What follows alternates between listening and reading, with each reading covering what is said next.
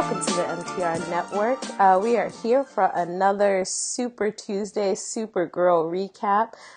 This week we are smushing together two episodes. Last week's episode, Starcrossed, and this week's episode, Season 2, 16, Distant Sun. I am Shanna, and I am joined by the Doctor. Hello. And we are about to get started. So what did you think of these two episodes? And if you want to do them like separate. No, it's fine. I enjoyed them. I continue though to struggle with them sidelining Jimmy. It was really blatant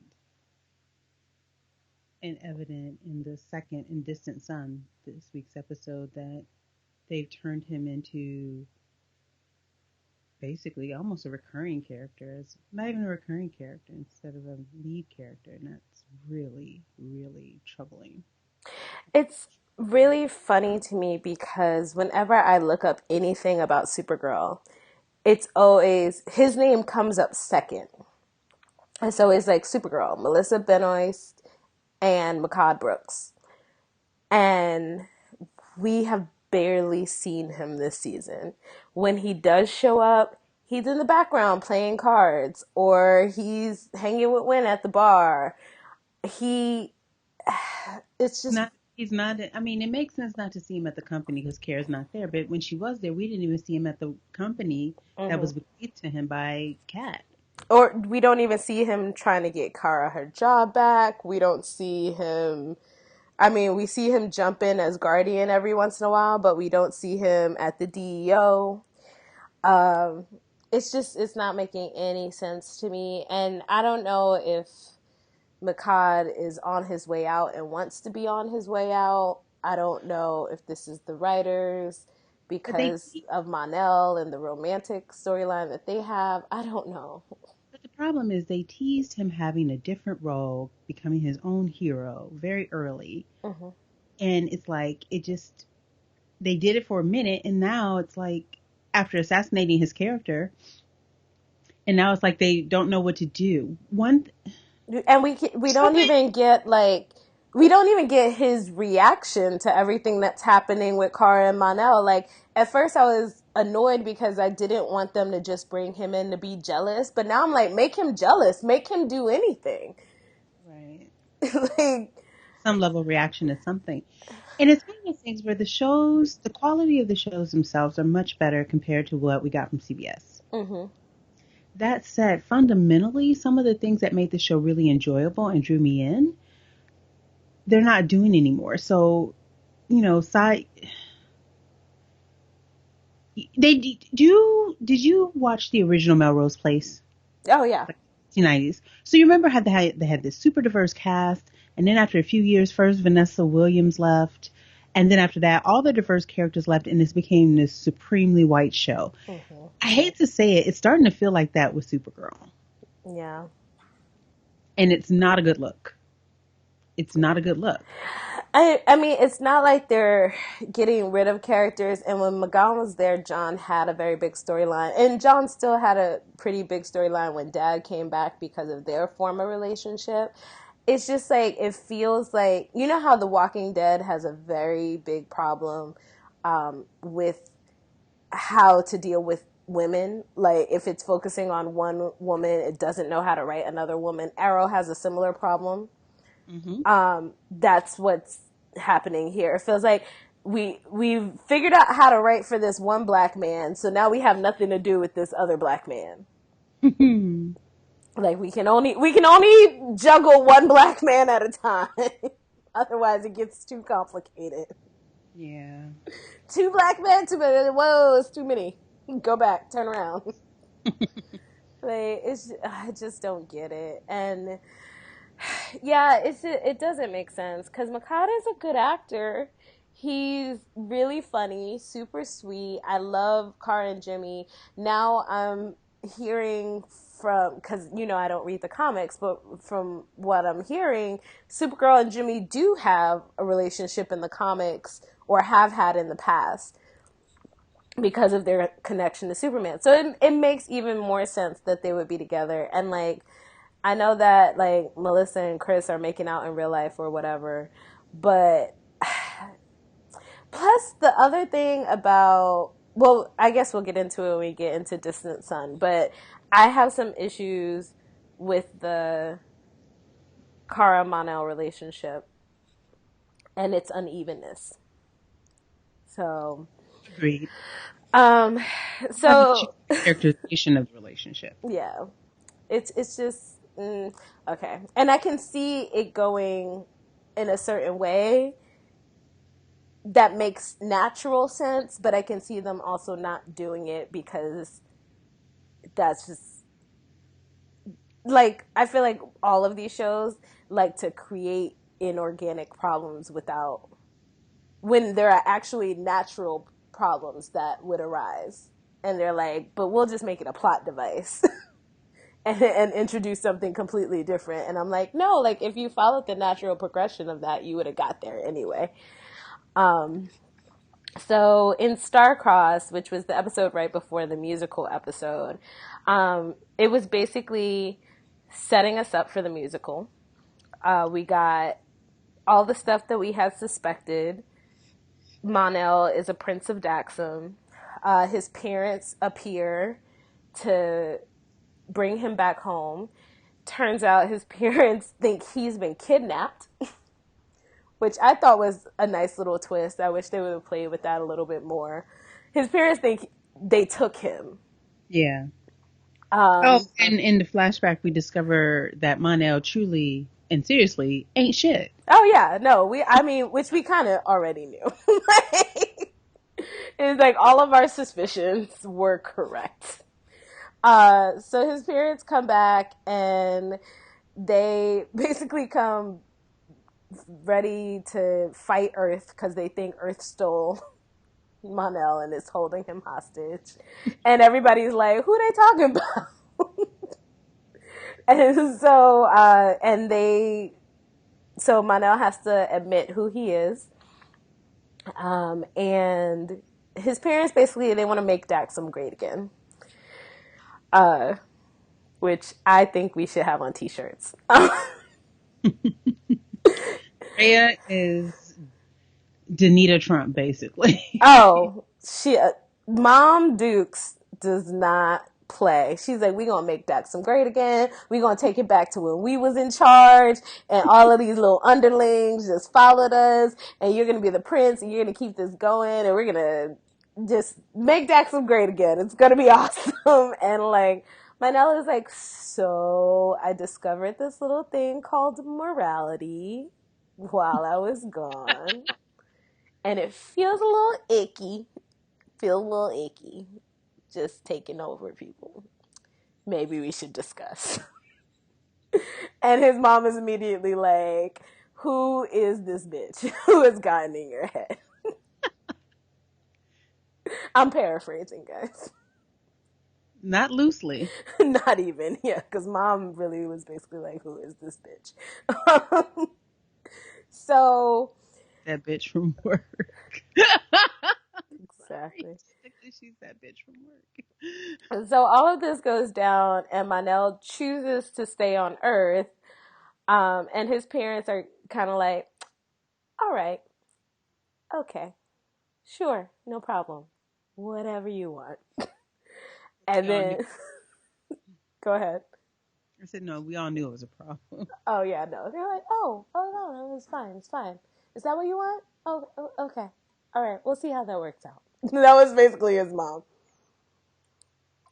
And then, but of course, it doesn't work out for him because Kara says that he lied and she can't be with the liar and she deserves better and all this other stuff, which immediately gets turned around in the musical episode when they try and act like Mon-El and Kara have a love as strong as Barry and Iris. Now, here's the kicker, though. Mom was being Donald Trump, but her characterization of Kara was not untrue. Again, I go back to, you know what? There was that article that I think you tagged me in it. The article that was like 15 things that we can do to fix Supergirl. Yes.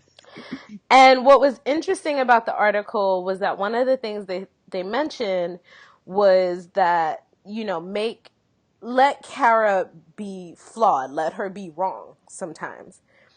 And the thing that's weird is that my viewing of the show, my reading of the show, is that Kara's often wrong.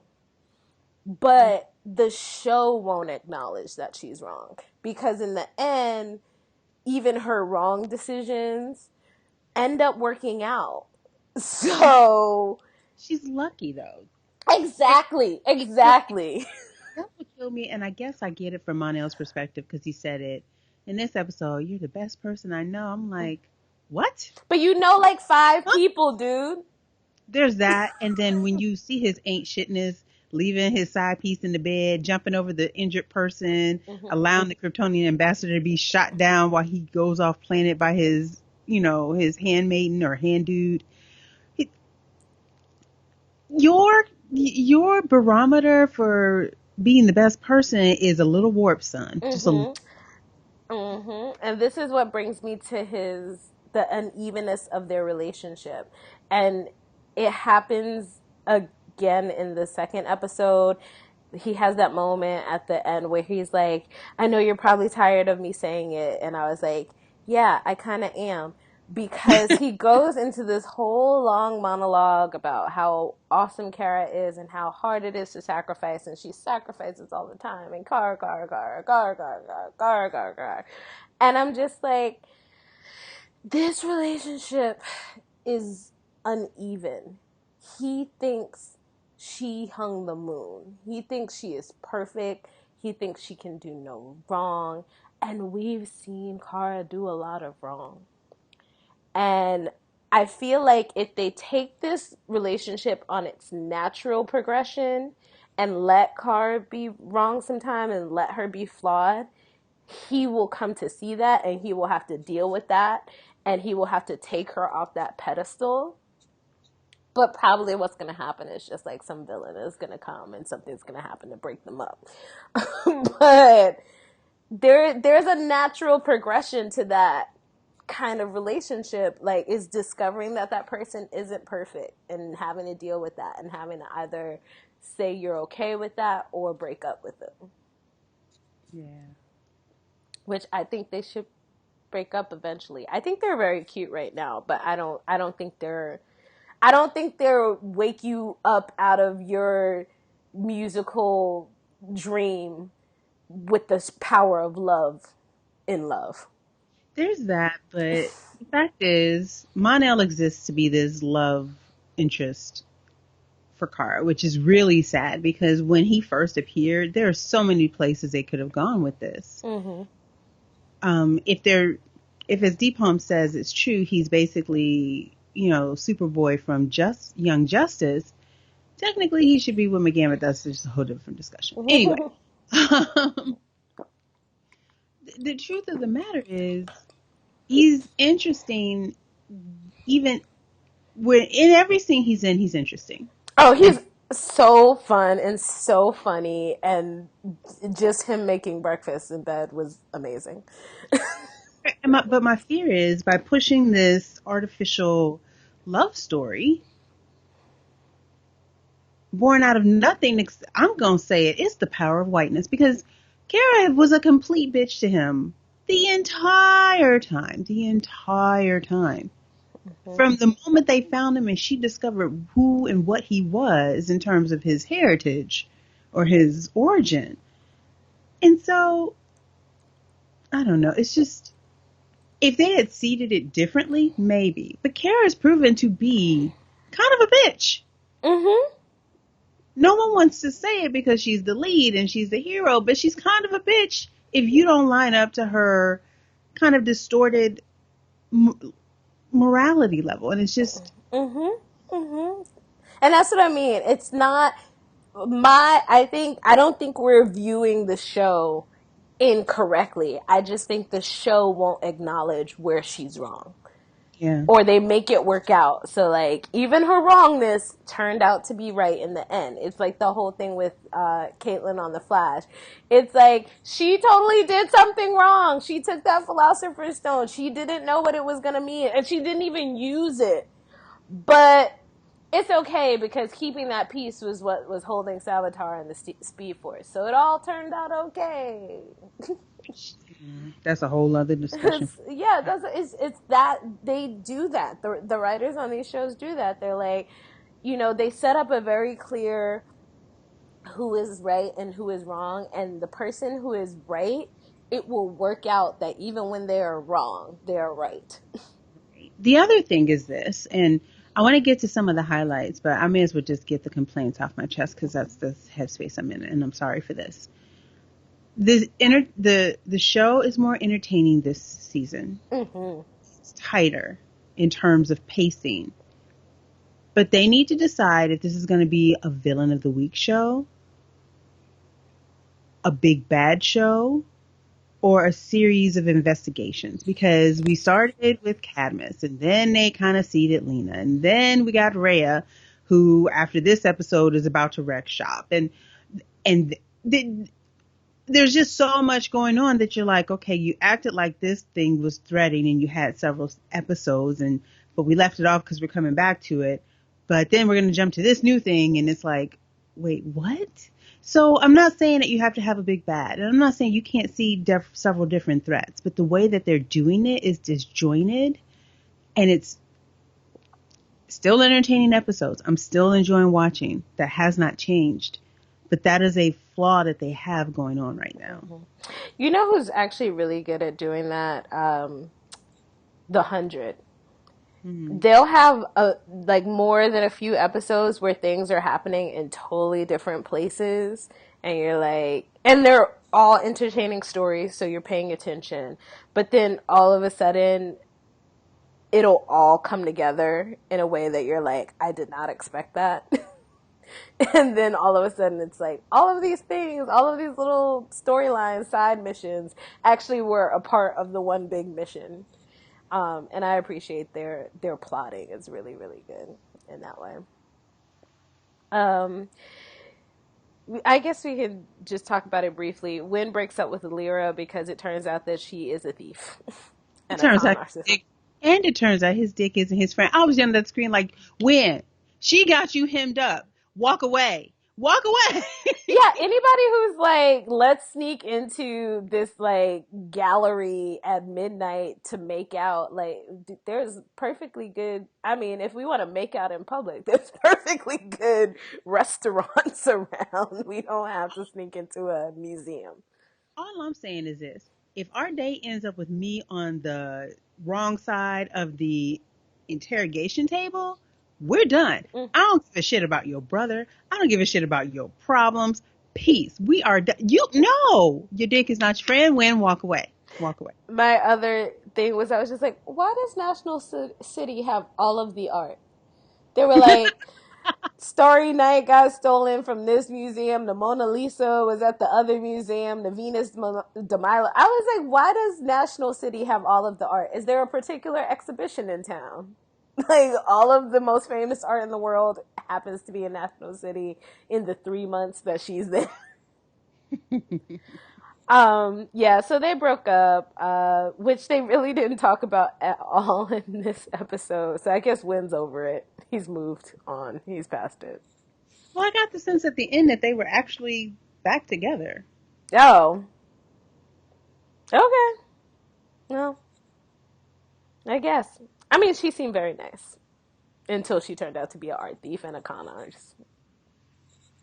So that happened. He had a nice little line about being a theater geek, and I thought that was a cute little setup for the musical episode.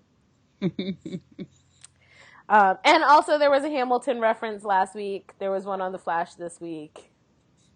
All about the Hamilton references on all of my favorite television shows. I haven't watched Flash yet. It was just a quick, everybody's just working in their Hamilton references. Gotcha. I was exhausted when I got back last night, so we'll watch it today, probably, maybe. So then this episode, Distant Sun, opens up with Monel trying to be the best, most perfect boyfriend ever. This is another thing. It's uneven because he thinks Kara is the best, most perfect girl in the world. And then on top of it, he is the fact that he thinks she is the most perfect is making him think that he has to do all these things to be the perfect boyfriend. Like, just naturally, you cannot sustain that. No. You just can't. As much as I want to watch Chris Wood cook breakfast in bed, I was really upset that he had on like a full shirt. Why not a tank top, guys? Just saying. Costume department, get it together. I'm totally happy to watch him make as much food as he wants. He made bacon and poached eggs and waffles or pancakes or something like that. On TV, they always do these over-the-top breakfasts, and I'm like, nobody can eat all that food. It's just one person. But yeah, so he's like trying to be perfect. His parents are still hanging out in low orbit, which he calls helicopter parenting. Yeah. That was cute. Sometimes I feel like Monel has his own writer. He has his own separate writer. I don't know why they're giving him all the best lines, but I love who's ever writing them. He has all the best lines. When he goes to meet his parents and he walks over and they're like, "Oh, what are you, a servant in this whatever they called it?" And he goes, "I am a mixologist." Like, who is writing his separate script from everybody else's script? Because his lines are that good. um, and so his parents are in low orbit, and John is talking to the President Wonder Woman, about it. Lynda Carter. And which I had totally forgot that she was an alien. Oh, from early in the season, episode 3. Like 3, yeah. So like I had totally forgot that they revealed that to us. So when she changes back into an alien at the end, I was like, oh yeah. My question, I can't wait to find out what's going on with that. Mm-hmm. They seeded early, that so what long ago. It was. Yeah, what are we doing? It was like the Lena and her mom thing, where I was like, oh yeah, I have forgotten about these things because they happened so long ago. So hopefully we'll get that. I'm okay with the Lena thing because it really feels like Lena is playing the long con. I'm And we have actually her for a few seasons too. exactly. I'm actually okay if we don't find out, or by we I mean Kara doesn't find out that Lena is completely evil by the end of this season, but we see her pulling the strings. I'm totally okay with that. Oh, Go ahead. I just said, oh yeah. Yeah, but the president thing, like they have to do something with that because there's no way they're keeping Lynda Carter coming around for seasons and seasons. And you True. can't just drop her in like every 10 to 15 episodes and have her turn into an alien and not give us more. Yeah, that's true. Like, I was like, oh yeah, like, by the way, my other, I know Chris and Deepam have talked a lot about this with the whole, like, the promotion of Wonder Woman. Yeah. I feel like here was another missed opportunity. You know that you have Lynda Carter coming on, guest starring on your DC TV show. Why not, I don't know, premiere a clip from the Wonder Woman movie? I, Have Gal Gadot and Lynda Carter introduce it. yeah. They did something similar with Agents of S.H.I.E.L.D. when Captain America Civil War came out. They did like a Marvel special on ABC. Oh, I remember that. Yeah. And they had the cast of Agents of S.H.I.E.L.D. Yeah. I just I should not. We should not be better at marketing your product than you are. Say that again. so, so President Lynda Carter. doesn't want them to engage with Monel's mama and daddy. But then it turns out that Monel's mama put a hit out on Kara. So, question: what do you think that was about? Why didn't she want them dealing with them?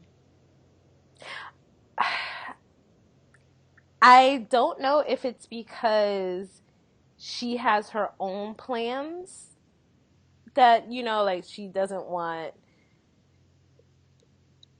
something to kick off and then it mess with her plans, or I couldn't tell if like maybe she's playing both sides and she has something going on with the Daxamites. I feel like is she scheduled to be on in these next couple weeks? I didn't want to look because I didn't want Yeah. to be spoiled. Yeah, same. Yeah. I don't know. It could be that she already has something going on with the Daxamites. I mean, we know the Daxamites they're okay with slavery. Hmm. And we know that, what's her name? Roulette was transferring people. Hmm. And like maybe the president has her own little intergalactic something something going on. True, but that's what I mean about the continuity. A good writer would have been dropping like hints of that throughout Mm-hmm. the show. Not nothing big like red flag, but just little hints and like Yeah. so. Let's say that the President Marsden, aka Alien Infiltrator, was involved in the slave trade. Mm-hmm. Even though they caught it with roulette, you'd still hear like little reports of people coming up missing. Just something seeded throughout. Yeah. Yeah, I don't know. I love shows that do that, and then you get to the end, it's like, oh my god, and then you go back and watch, like, oh my god, they were seeding this the whole time. Yeah. They're not doing that with this. Yeah, And I still don't know her purpose. I have forgotten she was an alien, so. and truthfully, they don't do it with any of their shows. Mm-hmm. But that's a different discussion. I'm sorry, I'm all over the place. Yeah. I mean I can have theories, but my theories are just based on what I would like to see happen. They're not actually based on anything we've seen. Right. Um, yeah. I don't know. I want to know more because, like, when she turned into an alien, I was like, oh, yeah, that's a thing. We haven't She, talked she about it. and she did it like a black woman taking off her wig at the end of the She workday. did. She's like, oh, I'm so tired of pretending to be human. This is annoying.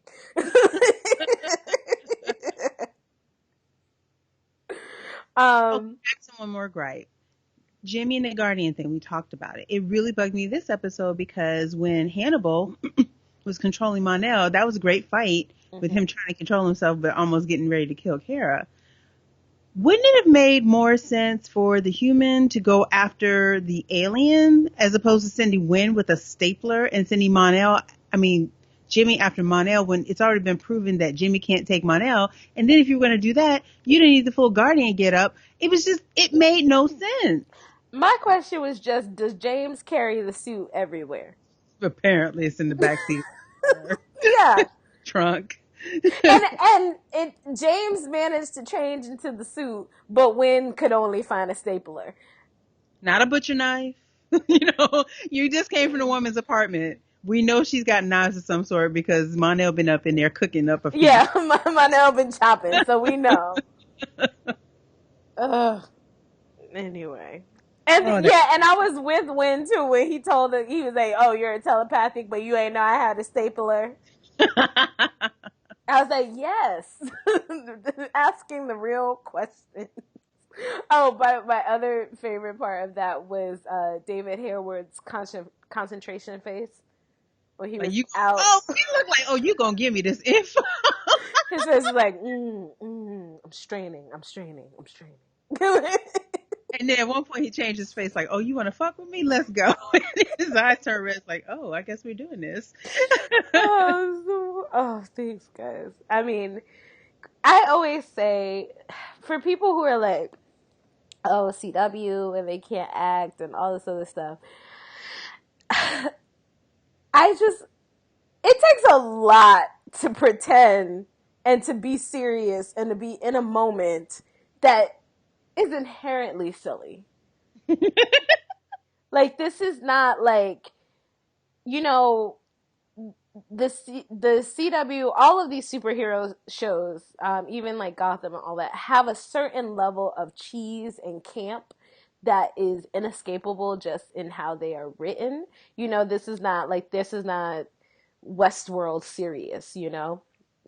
So to also be able to stay in that moment and to stay in those scenes when it is that level of kind of silliness is, give it up for them as well. Because it's not easy. Agreed. And also Carl looked really pretty this episode. Like when she was crying and stuff. I think Melissa got a tan. Well, yeah. Like the scene when she made it back to the GEO after Rhea fucked her up. Mm-hmm. Yeah, she Like looked she didn't have like, on a lot of, it was like they went with a muted lipstick, or maybe they forgot to put the lipstick on her. She looked really pretty. yes, that was the scene I was talking about. Like where I was like, I kind of was like staring at her for a second. I was like, Melissa looks really nice. Like she's barely has on any makeup. But she looked like tan and kind of glowy Hmm. for somebody who just got beaten up. It I liked it. Yeah, so Kara very nicely offers to have a conversation with Manel's mom and meets her in the Fortress of Solitude and is all like, I thought this would be appropriate for your level of royalty and all this. She's trying so hard to impress his mom. Hmm. I don't And know why. exactly, because mom does not care. Mom busts out some kryptonite katanas and just starts going to town. Just like, not leaving without my son. Not happening. And so, yeah, so Manel again, like, chooses to go back with them to save Kara. I love that Kevin Sorbo's character, when he finds out that she actually did put the hit on Kara, like, he's really surprised. He's genuinely surprised. Like I didn't buy it, man. You know who you married. Come on now.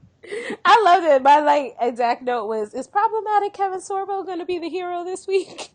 Well, it was funny because the non-problematic actress was the problem. Exactly. I think it's also kind of a little evil mother season. You got Lena, now you got Monel's mom. Lillian, yeah, Lillian, yeah. Yeah. So it's a little Oh, and then Kara discovering that her mom wasn't shit. exactly. It's little evil mothers over is the kind of overarching theme for the season. I guess maybe next season it'll be evil dads. I don't know. I, Um, I need them to get that together. uh, and so Monel, he's trying to kind of salvage this. He's like, if I have to go back, I want us to build a different kind of Daxum. He's like, make Daxum great for the first time. So he has a different view of it. And again, Mama Trump is like, no. she's like, she's like, we are not changing anything. We are going back to the way things used to be. Maybe it is going to take us 4 years to get back to Daxum, and we 4 years. Pear is so unsettled. Like, it's going to take us 4 years to get back to Daxum, and you're going to get your mind right in one of these cells until we get there.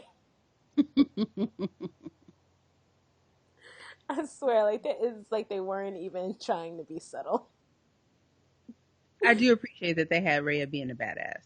Oh, she was Knife, awesome. what are they called? Not katanas. What are those little knives called? Oh my god, now I gotta look it up. Keep Oh, talking. they're the ones. What's her name has in Mortal Kombat. That's why I'm looking it up. Yeah. Um, it's so funny. Do you watch Quantico at all? No. Okay, I cover it for Project Fandom. They actually had a really funny storyline this week that was all about fake news, and basically they were using fake news to evacuate this town so that the security firm could go in and grab someone. And it was clearly all digs at Donald Trump, but it was so good. Like one of the guys was like, "Oh yeah, I heard about these fake news stories when I was in Russia tracking these hackers." And like they said something else that was like very Donald Trump related. That's how I got reminded of that watching this. Um so the other thing that they figured out, which I'm hoping they use again in the future, is that gate that Roulette was using to transport slaves, they can actually use that. They don't need both sides of the gate, which was like a little convenient plot point to get them on the ship. But also, I'm hoping that they use that again in the future so we can actually see Kara travel to other worlds. Oh, it's a sigh. Aside, I needed to know. I'm sorry. no, it's fun. So she had sighs made of kryptonite. Yeah. So I'm hoping we get the little world traveling gate thing again. Yeah, it could work. Yeah, because that was another thing that person mentioned in that article about having Kara go to space more Hmm. and travel to different worlds. I'm down for that. It could be a little kind of Star Trekky. I'm okay with that. Now that said, yeah, no, I'm gonna leave it alone. I'm gonna leave it alone. Um, are we gonna get to Alex being? Okay, so that was the B plot. Can I also just say, Terry Hatcher slapped the entire shit out of Monel. Oh my God! I'm like, did she forget to pull that punch? No, she was like, "Sit your $5 ass down before I make change." I was like, is she channeling Joan Crawford? What's happening? She is not fucking around at She is all. embarrassed in this piece. She does not care. She said, "We are going home. We are going to rebuild this planet the way it was. Fuck these Kryptonians." And I'm done. I love her. I love her so much. I mean, I guess we can also, before we move on to Maggie and Alex, mention that she totally killed her husband at the end of the episode. Oh, I'm like, and I hate to say it, it's Kevin Sorbo. I didn't care. I Like, mean, I knew he wasn't long for this world when he was looking at her all surprised that she put out a hit on her son's girlfriend. I was like, oh, he clearly doesn't know how evil she can go. he don't know his wife at all. He does not. But woo, she was not playing around. She was like, I said I'm not leaving here without my son. Like they don't even know she's coming back for them. I cannot wait. She's great. um so Maggie and Alex. This is another relationship where I love it. I think they're super sweet. I think it's doomed. I don't think it can last. And believe it or not, for once, it's not gonna necessarily be Alex's fault. Oh, I don't think it's gonna be Alex's fault. I don't think it's gonna be like some, crazy plot where like some villain comes in and kidnaps Maggie or anything like that. I think it's literally just going to be Maggie's gonna lie one too many times. And my thing is this: when Alex started down this road with Emily, I'm like, Maggie, Alex, can you not be a Danvers for just once in your life? Can we not just be pushing ourselves on people who clearly don't want to be fucking bothered with you? Can we Mm-hmm. not? But then I liked how she resolved it and handled it like, hey, you can't keep keeping this shit from me. It's problematic. I know why you're doing it. So I was glad that it didn't end with her being a complete nut job, but it started with her being a nut job. I'm like, Mm-hmm. stop being such a Danvers. Stop being such a Danvers. And I'm like, who'd you get it from? Because your mom seems pretty damn rational. So I don't think you got it from her. Where did this come from? It's just that need to fix everything. That just like I don't get it. This need to like just fix everything. But it's self righteousness that's the part I don't get because Yeah. there is not presented as that. And even Jeremiah hasn't presented as that. Even when he was doing dirt, he wasn't like, well, I know, but he wasn't like because Yeah. I'm right. He's like, nah, I got I got cornered. My kids were at risk. I had to do something. Hmm. and this I did what I thought was best to save your lives, to keep you guys safe. So I'm like, where was Mama Danvers creeping? Is Alex someone else's child? I don't No, understand. cause Kara has it too. That self righteousness. Unless Mama Danvers was creeping with Kara's daddy, I don't understand. Like they just have there's something in them. I don't know. But yeah, and it's not just the self righteousness, it's just the assumptions. Like the way she rolled up on Maggie's ex was just like you don't even know the whole story. That's why I wasn't even mad when Homegirl was like, whoa. Like let me tell you a few things before you turn up on me. Because she just assumed that Maggie was telling the truth. Which I get, but like it's just you rolled up on somebody without all the facts. Right. Maybe not do that. Maybe not, roll up. Like, so yeah, I just. Mm. But Maggie is a lying liar who lies. So I don't think this relationship is long for this world, and I feel bad for the folks for whom the representation of this relationship means a lot to them. I know, because I think if they had seeded it better or wrote Kara differently earlier, I could be invested. But I'm not invested in relationships that start off from any level of abuse. And Mm-hmm. how she was treating him early on was emotionally abusive to a certain degree. And so I think both characters deserve better writing in terms of a relationship. They have chemistry. That's not what I'm knocking. Mm-hmm. I'm knocking how they did it. Yeah, I think with Kara and Mono, you have a situation where the relationship is uneven. As much as Kara says she loves Mono, she doesn't really love Mono. Like, there's nothing that they've shown us other than them making out that shows that she loves him. Um, I and believe, he clearly loves her. that's what I was going to say. I believe that he loves her the way Barry loves Iris. Mm-hmm. She doesn't love him the way Barry loves Iris. Mm-hmm. I mean, so Exactly. And that also that image of her being so perfect in his eyes has to fail because number one, she's not perfect, and number two, um, her self righteousness, her like need to like always be right. When she is finally wrong and it's blatant that she's wrong, it's going to be a really hard fall for her. So yeah, that's not going to end well. And then Maggie and Alex, it's like Maggie is a good person, but she's too guarded, and her first instinct is always to lie. And and that is and well. yeah, eventually that's not going to end well. But I think that will be a really good breakup when it happens. If it happens because of these things that they've been building on with their characters, it'll be a really good breakup, and it'll be a real breakup, and it'll be something that's necessary. I definitely don't want it to be one of these situations where like Maggie gets into trouble and then she ends up dying and Alex is mourning her. That's not how their relationship should end when it does end. It should end because of something character driven.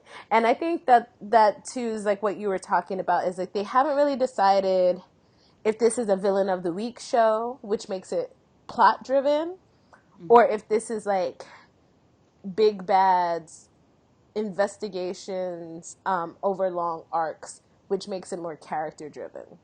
Mm-hmm. They haven't really, because that's the thing is even with the Flash, they can be both. They do a little bit of both, but the show from the beginning has been very clearly character driven, and I don't know if Supergirl has found their lane yet in terms No. of that. So we'll see. Um, I just also have to point out because one of my favorite things about Monel is his whole little fish out of water learning basic things. Um, his complete and total misreading of Romeo and Juliet. because he had not gotten to the end. Romeo and Juliet. That was just the most precious thing. And I'm sorry. The fact that when I'm sorry too, the fact that he knew when Wynn showed up, he's like, "Oh, you're a little short to be a stormtrooper." And Wynn just got so excited. He finally watched Star Wars. I'm like, dude, can y'all have this discussion when you're not in danger? But yes, he finally watched Star Wars. They're just like, so, and this is the thing that's really frustrating is because I feel like Monel is just there to be Kara's love interest, and I love that it's super cute, and they flip these like tropes where he's the one doing the breakfast in bed and all this other stuff. Like I love all this stuff that he is basically the damsel in distress and all of that. But at the same time, I'm just like, this can't last because it doesn't make sense for it to last, which means eventually I'm gonna have to not have Monel around, and I don't want that. I love him so much. He's so funny and he's so sweet, and I just want him to stick around forever. But I'm also like, he can't stick around forever. It makes no sense for him to stick around forever. But I just, Chris Wood. It's like, why would you cast someone so good in a character that we know we can't keep? So frustrating. Maybe that's how he wanted to be open to do other opportunities. Oh yeah, no. Well, he's one of the like CW staples. Like he's been on Carrie Diaries, he's been on Vampire Diaries, he's been on Containment. Now he's on this. So he's one of those people that just has one of those CW contracts. He's always gonna show up on a CW show. But man, oh man. I just he's so fun. And again, I think he has a different writer, a different and better writer than everybody else. I enjoy him so much.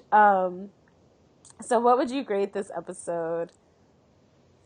Together, I'm giving them B's just because, like I said, that those flaws are becoming more and more noticeable. Mm-hmm. I like these last two episodes, but we did not need to, and if you count the Flash, we did not need three episodes centered on the relationship dynamics of Kara and Monel. That is true. Yeah. And I don't care no matter what they try to say or write, they are not, they are not Endgame. They are not Barry and Iris levels of in love with each other. So it's just a little insulting to try and insinuate otherwise. And here's the thing. We've seen what happens in these fandoms with these people. And everybody's running around like, Caramel, yeah, okay, I'm glad. Ship names. Ugh. Anyway. Although I enjoy it when it comes out something good like that, Caramel. Like, I'm like, oh, that's an actual thing. So that's cute. It is cute. That said, people... God, there's an echo. Did you hear that? Okay. No. I am acutely aware that people have common sense, but what I find with a lot of these people who obsess over these fictional relationships is that they think they're goals. And Chloe Bennett tweeted something out to a follower of hers regarding this, in terms of people like, oh, I just love Skye and Ward together. And she's like, yeah, you probably shouldn't see him as Ward as a Nazi. Let's not do that. And that's kind of where I'm coming from with what I'm about to say. Kara was supreme. Once Kara found out that he was from Daxam, she was an absolute shit to him. So the idea that girls think that, and it's mostly girls that do this, think that, oh, someone can be a shit to you, but if they fall in love with you, or you fall in love with them, and they give you the time of day, that's a relationship goal. No, the fuck it's not. No, it's not. Don't do that. Don't. And the writers, I don't know that they meant to put that out there, but they kind of put that out there, and they shouldn't have put that out there. It's not a healthy relationship. It just isn't. At any perceived slight, she's gonna drop him. We saw that 2 episodes. We saw that in Starcrossed. He lied to you. Given the fact that from the moment you found out he was a Daxamite, he was like, They ain't shit. Your dad ain't shit. Your mom ain't shit. You ain't never gonna be shit. I wouldn't tell you. You have not created a safe space for this person to be forthcoming with you. Mm-hmm. And then you had the nerve to be indignant and say, well, you're a terrible person. No, you being a terrible person created this situation where this person felt like they had to prove themselves by lying and saying, let me show you who I am before you know who I am. Mm-hmm. It's just messy, and it's a bad writing choice. What's going to be really, really frustrating is that instead of, because I just know how these things work. And if I am wrong, then bless the writers for being better than I think they are. But what I really honestly think is gonna happen is that it's gonna be another situation where Mono does something that Kara can't forgive him for because he made the wrong choice. When in actuality, what it should be is him realizing that Kara is not perfect. Right. That But you would know, be the real they're not thing. going to write it that way. Exactly. But that would be the thing that makes sense. It would make sense for him to have to take her down off that pedestal and have to deal with that. But what's going to end up happening is that he's going to do something and that she's going to find unforgivable again, and so they're going to break up. What would you rate it? I would rate, yeah, together I would probably give them a A, a minus, a minus. It's hard because I really love the stuff with. I love all of the lines that Mondale has. I just love them. He makes me laugh so much. And I love his mom. I love that she is just a badass, doesn't give a fuck, and calls Kara out on all of her like faux morality. She is not here for any of the Kryptonians, and I love it. So it's Terry hard. Hatcher's killing it. I am. Can I just? I told you about my introduction to Terry Hatcher, right? No. The first thing I saw her in was MacGyver. The not that bullshit on CBS right now. The original MacGyver back in the 80s, and she was just this ditz that MacGyver had once dated and would pop up every so often in the middle of a bunch of mess. And you're trying to figure out how did she get caught up in the middle of something dealing with this super secret spy organization? I'm surprised she was able to brush her teeth when she got out of the bed this morning. That's how stupid she comes across. And so for a while, I'm like, this girl is stupid. I hope she's not this stupid in real life, because back then, actresses weren't that great. And so who you saw on the scene was pretty much who they were in life. But then I saw her in The Adventures of Lois and Clark. I'm like, Terry Hatcher can act. Cool. And so I always like seeing her on screen. I've always enjoyed her performances. Always Mm-hmm. enjoyed her performances. I love her. Well, this is what's so interesting is I'm so used to her being like kind of silly and goofy, and she's very good at doing kind of slapstick comedy, which I don't think a lot of people expect from her. Um, but this, where she's just mean and beating up people, like She fucked Kara up with those eyes. she was not. And then when John pretended to be Kara, and she realized that the kryptonite wasn't doing anything, she was pissed. When Kara showed up, she was like, "Oh, you're the one. I can hurt you." She was excited. Oh, I got to throw that out there. That action sequence was nice. I love it when they let Martian Manhunter be Martian Manhunter and not get slapped around by problematic Dean King. Love it.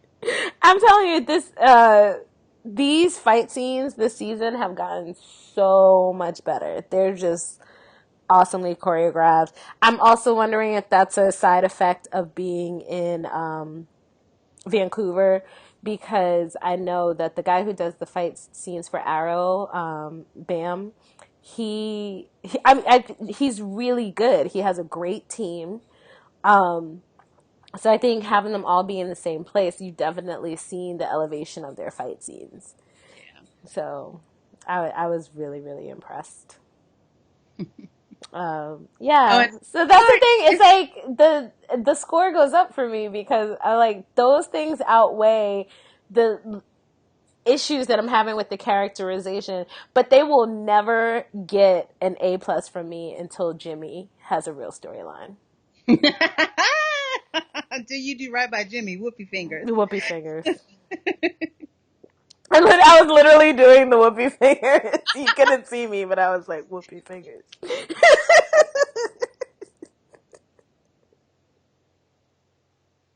All right. Anything else? No, that's it. Well, I forgot to put the feedback post up, guys. It's been a busy time for me, so I do apologize. But if you have feedback on these two episodes, well, oh, there was feedback on the last episode. Oh Hold, yeah, yeah, yeah. hold my mule. Hold on. So, but if you have feedback for Distant Sun, I'll make sure that the picture is up for next week, and you can leave that for Distant Sun as well as it's not next week. We're not back until April 24th. Okay, yeah, I was gonna ask if they're taking a hiatus too. You know what is so This frustrating? episode, People and who IMDb said we were going all the way through. exactly. This is so frustrating. People who I'm sure you guys have no interest in my personal life. But I have had a really crazy past couple of months at work, and now April is the month where we have no major events happening. Nothing. Like I was like, when April comes, it's gonna be great. I'll just be like podcasting and writing, and it's gonna be awesome. And then I find out that everything's going on hiatus. Do we know why? I I know why for the Flash because they're trying to make sure everything lines up with the date that they chose for the finale. But other than that, I have no idea why we're like sweeps are always in May, so I know they try and like make sure everything ends in May. But I don't know why they timed it so that there's nothing in April. Yeah. So the feedback about last week's Supergirl Starcross. Joseph S. Hey Joseph. First things first, let's talk about Supergirl. Problematic Herc was mostly silent, and that's fine. Oh, talking about Kevin Sorbo. Um, it gave Terry Hatcher more room to shine. And let's be honest, this will not end well for Mon-El. Besides, all they want to do is make Daxam great again. Kudos to the writer for that. They finally made me remember Lyra's name. Unfortunately, they made her a shyster to do it. At least the paparazzi wouldn't be able to get any clean shots of her or anyone else for that matter. Wynn needs to learn the fundamental lesson that your dick is not your friend. Maybe he needs to sign up for MTR Premium. Yes! And everyone else too. Yes, get on it. Y'all missed the deadline for singing for Chris because none I of us. mean, curmudgeon Chris. I don't even know what kind of a track we would have got out of curmudgeon Chris. Kara's still problematic, but she got a little better. It was nice to have Jimmy back for the majority of an episode, even though I could have done without him in the field. Apropos of nothing, was he hot in all that armor? Fighting in black armor in broad daylight can't be good. Hopefully this will be the last of the pseudo crossovers. Next year we should get them in full. Um, Amani says, on Supergirl, Kara looked like she just got back from seeing Get Out and found out she's dating one of the Trumps. Make Daxam great again. When I say Mon-El got his own money, the boy got his own money. Sherrod B said, Mon-El's family are tools. Looks like he saw the light. I might have to take back my statement of Kara screwing up their pairing. Mon-El gonna screw it up. And yay for Jimmy being back. And that's it. I read Mo's on the last episode, so we're all set. All right. Thank you guys for the feedback. I agree wholeheartedly about about Monel and the whole make Daxam great again. It is literally like going to your boyfriend's parents' house and finding out that all voted for Trump and they don't understand why they can't just call transgender people trannies, and they're just really upset that the world is changing, and of course we want to ban Muslims. Like they oh, the parallels were so unsubtle but so wonderful. it's it's one of those frustrating things where when the writers get it right, they get it so right, and so then you're really upset when they're not getting it right. I just, yeah. I have such high hopes for the ending of this season as long as they let all the stuff that they've seeded progress. Yeah, I agree. I think it could be great. All right. All right. Thank you guys for listening. I hope you enjoyed last week's musical episode. We did. We did. Believe me when I tell you, I'm still listening to Running Home to You. Like every morning I wake up and I'm just like, I just want to hear Running Home to You. I just want to hear Barry serenade Iris. That's all I want to do. So I loved it. I hope we get another musical episode. I would love one with more of the Supergirl cast. I think Jeremy's voice is beautiful. I would love for him to have a really good singing episode. So, all right. Thank you guys, and we'll see you in 3 weeks for no good reason. Bye.